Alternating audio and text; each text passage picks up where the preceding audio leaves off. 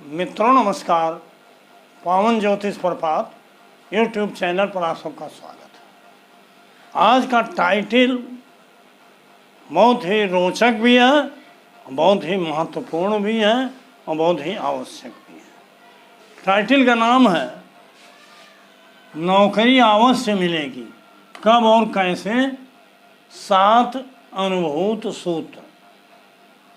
अंग्रेजी है 7 experienced tips on when and how to get a job। आज ऐसा टॉपिक लेके आया हूँ जिसकी आप लोगों को बहुत दिनों से इंतजार था। यद्यपि नौकरी पर एक नहीं अनेक वीडियो मैंने दिया है और 440 वीडियो के लगभग दे रहा हूँ। इसमें अनेकों वीडियो नौकरी पर है, हर विषय। आज उन्हीं विषयों से उसी बगीचे में बिखरी हुई लड़ियों को 7 सूत्रों में पिरो करके एक माला बनाया हूँ और इसका प्रयोग करके बड़ी आसानी से आप, क्योंकि नौकरी का विषय है इस नाते नौकरी की बात कर रहा हूँ। नौकरी तो मिलेगी, कैसे मिलेगी, कब मिलेगी, सब पर सारे नियमों को बता के विस्तार से चर्चा करता हूँ। किसी की कुंडली नहीं दिया हूँ, बहुत विस्तार नहीं लिया हूँ कि आप उसमें गुणा गणित में उलझ जाते हैं। आज बहुत आसान भाषा में समझा रहा हूँ, इस नाते 7 और टिप्स भी लेके आया हूँ, सूत्र लेके आया हूँ। आप इनको इनके समझना, इन्हें समझना और जानना बड़ा जरूरी है। इन सूत्रों के आधार पर आप अपने जीवन की किसी भी घटना को निर्धारित कर सकते हैं और उसके उपाय भी कर सकते हैं। आज नौकरी का विषय है तो नौकरी पर बात कर रहे हैं। देखिए मित्रों, अगर मेरे चैनल को अब तक सब्सक्राइब नहीं किए हैं, नीचे का सब्सक्राइब बटन पुश करके सब्सक्राइब कर दीजिए। बगल में बेल आइकन आती है, उसे पुश करके आल के बटन पर क्लिक, क्योंकि जब आप सब्सक्राइब करोगे तो नोटिफिकेशन शीघ्र आप तक जाएंगे। वीडियो पसंद आवे तो लाइक करिए, मित्रों को शेयर करिए और एक प्यारा सा कमेंट दीजिए, इसी विषय संबंधित दीजिए। मैं उसका जवाब भी आपको तुरंत देता हूँ। साथ ही वीडियो को बार बार कहता हूँ स्किप करके मत, एक बार नहीं 2 बार वीडियो देखिए, 3 बार देखिए, लेकिन भगा के मत देखिए। बार बार वीडियो देखेंगे तो इसके नियम और सूत्र के आप जानकार हो जाएंगे, एक्सपर्ट हो जाएंगे और एक दिन अच्छे और कुशल ज्योतिषी हो जाएंगे। नहीं तो अपनी और अपने मित्रों की कुंडली देख के आप सब कुछ बता सकते हैं, साइंटिफिक तरीका है। तो आइए हम टॉपिक पर चलते। देखिए मित्रों, 6ठा स्थान, बार बार हमने बताया है कि कुंडली का 6ठा भाव, कुंडली तो यहाँ नहीं दिया हूँ, लेकिन 6ठा भाव नौकरी के लिए प्रमुख होता है और सहायक भाव होते हैं 2, 10 और 11। तो पहला टिप्स यही है कि नौकरी का प्रमुख और सहायक भाव क्या है। लेकिन पहले भी ये बता दूं कि आप पहले यही समझिए, पहले टिप्स से प्रमुख सहायक भाव नौकरी के लिए 6वां भाव प्रमुख, 10, 2 और 11 ये सहायक भाव, ये आवश्यक है। और विरोधी भाव हैं 1, 5, 9, 8 और 12, क्योंकि 6वें का व्यय है 5 और 10वें का व्यय है 9, दूसरे का व्यय भाव है 1 और 10वें का व्यय है 1, 11वें का व्यय तो 10वां होता है, लेकिन नौकरी के लिए उसे विरोधी नहीं माना जाता। कुंडली का 8वां और 12वां अक्सर विरोधी हो। तो इस तरह से 5 भाव आपके मिले, 1, 5, 9, 8 और 12, ये विरोधी भाव हैं। 6, 10, 2, 11 ये प्रमुख और सहायक भाव हैं, और जिसमें से 1, 5, 9 तो विशेष विरोधी है। तो मित्रों, इन भावों को जब आप समझोगे, 2 टिप्स हो गया, एक प्रमुख एक विरोधी भाव, ये दूसरे नंबर। तीसरे नंबर पर है 6ठे भाव का उपनक्षत्र स्वामी कस्पल सबरा। देखिए हमारे केपी में लग्न कुंडली, कस्प कुंडली 2 होती है और कस्प में केवल 12 भाव से आप क्या अपने भाग्य में लेके, आप प्रारब्ध में लेके, आप अपनी नियति में, अपनी डेस्टिनी में, अपने फेट में, अपने लक में क्या लेके आए हो, इन्हीं भावों से पता चलता है। तो चूँकि नौकरी का भाव 6वां है, इस नाते 6ठे भाव के सब लाइन को देखना जरूरी होगा। उपनक्षत्र स्वामी जो है, उसमें केवल उपनक्षत्र स्वामी और उसका नक्षत्र दे। इन दोनों में अगर 6, 10, 2, 11 में से 1, 2 भाव या एक ही भाव कोई आया है तो मान के चलिए कि नौकरी मिलेगी, लगेगी। आज हमने टॉपिक दिया नौकरी अवश्य लगेगी, तो अवश्य मिलेगी, कब और कैसे, इसी पर विस्तार। अब देखिए ऐसा है, जहाँ चाह है वहीं राह है। अगर कोई नौकरी के लिए प्रयास कर रहा है, चाह रहा है, तो उसको रास्ता मिलेगा, और प्रयत्नशील है तो निश्चित ही उसके छठे के सब लाड में माना जाएगा एकाध भाव आए। तो वो विषय नहीं है, नौकरी मिलेगी मान के चलिए। और जो निराश हैं, जीवन से प्रयास ही नहीं कर रहे हैं, उनको कहाँ से मिलेगी? उनके छठे का सब लाड भी सपोर्ट नहीं करेगा। ये पहला विषय हो गया, छठे का सब लाड, छठे का उपनक्षत्र, और भाव वही है 6, 10, 2, 11। आते हैं कब मिलेगी। प्रयास तो सब लोग करते हैं, तमाम शिक्षित बेरोज बड़े बड़े वेल क्वालिफाई हैं, लेकिन कब मिलेंगी उसके लिए महादशा को देखना जरूरी है। मित्रों, महादशा, अंतरदशा और प्रत्यंतर दशा तीनों को आपको देखना पड़ेगा। तो पहले तो महादशा देखिए। मान लीजिए किसी व्यक्ति पर चंद्रमा की महादशा, तो चंद्रमा किस नक्षत्र में है इसको भी देख लीजिए, और किस उपनक्षत्र में है इसको भी देख। अब इसमें देखिए कि चंद्रमा में 6, 10, 2, 11 आया हुआ है, या उसके नक्षत्र में अगर आया है तो दी बेस्ट है, और उसका उपनक्षत्र जो भी ग्रह है उसमें भी 2, 6, 10, 11 में से कोई भाव प्रमुख या सहायक में से आना। तो अगर चंद्रमा आपको सुपर लग रहा है, नक्षत्र भी आया है, नक्षत्र में भी और उपनक्षत्र में भी आया है, तो चंद्रमा नौकरी देगा। लेकिन अगर उसमें विरोधी भाव भी आ गए हैं, जैसे 1, 5, 9, 8, 12 अधिक आए हैं, तो या उपनक्षत्र में ही कमजोरी है, या नक्षत्र उतना बढ़िया नहीं बता, तो ये मान लीजिए कि चंद्रमा नौकरी देगा, क्योंकि कुछ भाव तो आए हुए हैं, कुछ विरोधी, कुछ पॉजिटिव। लेकिन अगर चंद्रमा में सारी चीज़ें दुरुस्त हैं, नियमन, उसका नक्षत्रेश भी बता रहा है 2, 6, 10, 11 में से अधिकतम भाव, उपनक्षत्रेश भी। देखिए, नक्षत्र के माध्यम से जो भाव मिलते हैं वही सबल है। स्वयं के द्वारा जो भाव मिलते हैं वो सूत्र हो सकते हैं, स्रोत हो सकते हैं, लेकिन नक्षत्र में वो भाव आना जरूरी है, और 1, 2 भाव उपनक्षत्र में भी आना जरूरी है। ये चाहे अंतरदशा हो, चाहे प्रत्यंतर दशा हो, सब पर लागू हो।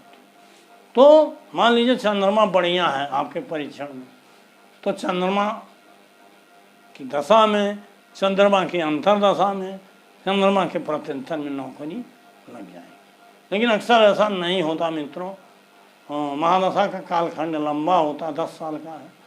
मान लीजिए चंद्रमा में पात्रता नहीं है, लेकिन ये निश्चित हो गया कि चंद्रमा में कुछ भाव आए हैं तो नौकरी देगा।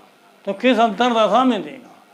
आप उस अंतरदशा को तलाशिए जिसमें ये नियम मैंने बताया है कि उसके नक्षत्र के माध्यम से 2, 6, 10, 11 आए हों, और उपनक्षत्र के माध्यम से भी भाव मिल रहे हैं।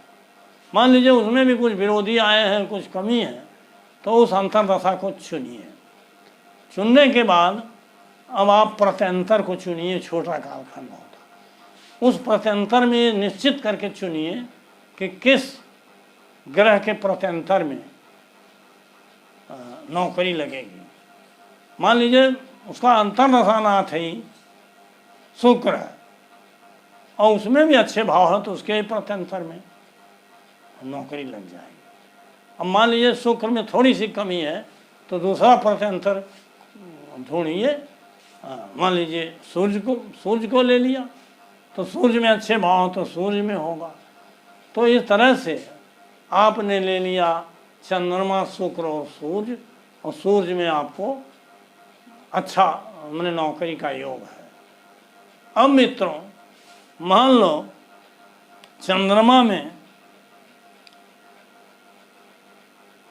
चल रहा है शनि की अंतर्दशा, शनि की अंतर्दशा। अब आपको ये देखना होगा, मान लीजिए अंतर्दशा या प्रत्यंतर दशा में आप सस्पेंस में पड़ गए कि मान लो ये प्रत्यंतर दशा सूर्य का हमने चुना, लेकिन यानी सूर्य के अलावा तो शुक्र में भी ये स्थिति बन रही है। अब क्या करें? तो सूर्य में ये फल लागू होगा कि चंद्रमा में ये फल लागू होगा, या मान लीजिए मंगल भी दिखाई दे रहा है कहीं। तो इस तरह से 2-3 ग्रह अगर सस्पेंस डालते हैं, सब में अच्छे भाव हैं, तब रूलिंग प्लैनेट की ज़रूरत पड़ती है।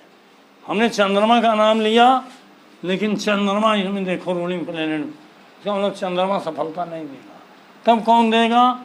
या तो सूर्य या तो शुक्र, या तो सूर्य या तो शुक्र, जिसका हम अंतर भी बताए शुक्र। तो इसमें देख लो कि नंबर सूर्य से ऊपर नंबर किसका है? शुक्र का है। इसका मतलब शुक्र के ही प्रत्यंतर में नौकरी लग जाएगी, सूर्य को नहीं अगोरना है। ये रूलिंग प्लैनेट इतना सहयोग दिया। अब शुक्र का प्रत्यंतर मान लो 6 महीना है, 6 महीना में नौकरी कब लगेगी? तो रूलिंग प्लैनेट ही बताएगा। इसमें से जो ग्रह आए हुए उसमें उसकी राशि में सूर्य हो, जैसे मान लो आज मिथुन में चल रहा है, कर्क में चल रहा है, लेकिन बुध में कन्या आई है, तो कन्या में सूर्य को होना चाहिए, लेकिन शुक्र नहीं है, कन्या में शुक्र ही नहीं है। तब क्या करोगे? तो आप कन्या को बदल के आप बृहस्पति में आ जाओगे, धनु में, और धनु में शुक्र होता है, मतलब धनु राशि की पूर्वाषाढ़ा नक्षत्र में जब सूर्य होगा उसी 15 दिन में आपको नौकरी मिलेगी। बुध में तो शुक्र है ये नहीं है, ये नाते बृहस्पति को आपको चुनना पड़ेगा।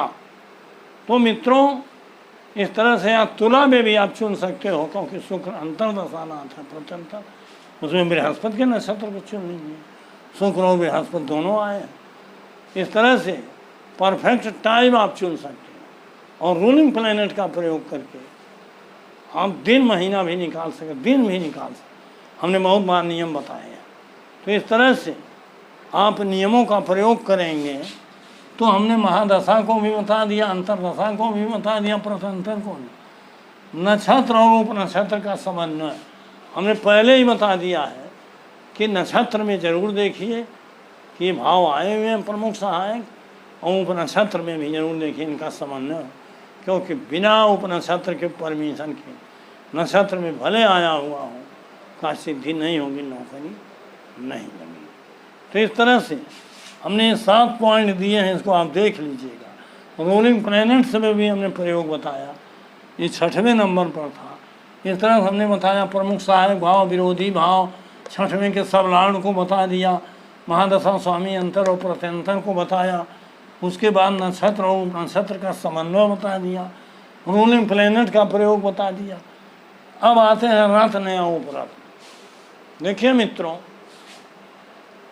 बिना उपाय के कुछ भी संभव नहीं। देखिए, यंत्र माने उपाय। जब हम पैदल चलते थे, साइकिल से चलते थे, तो यंत्र बना, फिर मोटरसाइकिल बन गई, कार बन गया, हवाई जहाज बन गई। यह यंत्र है हमारी यात्रा को सफल बना। तो वही उपाय जो है आप ये करिए, आपको ये देखना पड़ेगा कि महादशा स्वामी अगर दी बेस्ट है, हमें 6, 10, 11 भी आया है, उसका उपनक्षत्र में भी है, मान लीजिए थोड़ा विरोधी आए हैं, तो आप महादशा स्वामी का रत्न पहनिए। जैसे मान लीजिए हमने चंद्रमा को बता दिया, तो चंद्रमा का रत्न पहन लीजिए, मोती पहन लीजिए। और अगर मोती नहीं पहन सकते तो उसका उपरत्न मून स्टोन पहन लीजिए। निश्चित रूप से आपको और बल मिलेगा और प्रयास आपका सफल होगा, आपके अंदर इम्यूनिटी बढ़ेगी, पावर बढ़ेगा, और आप परीक्षा में भी पास हो जाओगे, इंटरव्यू में भी पास, सफलता मिल जाएगी।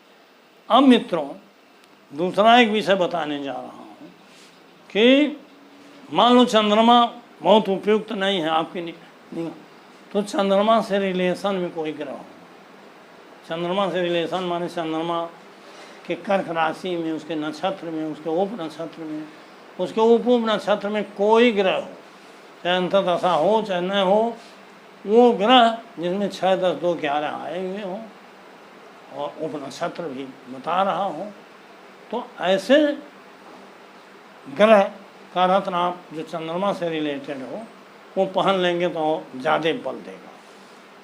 रत्न नहीं समझ में आ रहा है, पोखराज मान लो पहनना है तो पोखराज नहीं, तो आप उसकी जगह पर सुनहला पहन लीजिए। हीरा नहीं समझ में आ रहा है, उसके जगह पर आप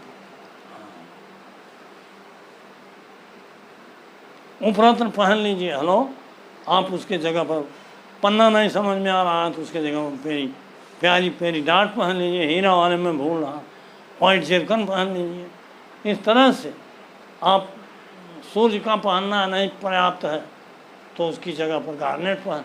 हर ग्रहों का उपरत्न भी हमने बताया, उपरत्न पहन। एक चीज़ और बता दें, अंतिम में बता रहा हूँ, वीडियो स्किप मत करिएगा।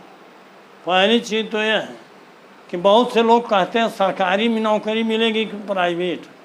देखिए मित्रों, नौकरी सरकारी और अस्थाई और परमानेंट हुई होती है जो सरकारी, प्राइवेट परमानेंट नहीं होती, दूसरे के अधीन होती है। तो सरकारी नौकरी के लिए आपको महादशा को देखना। महादशा स्वामी अगर 1, 5 और 9 इन भावों का सिग्निफिकेटर न हो, पहला उसके साथ बाध्यता है।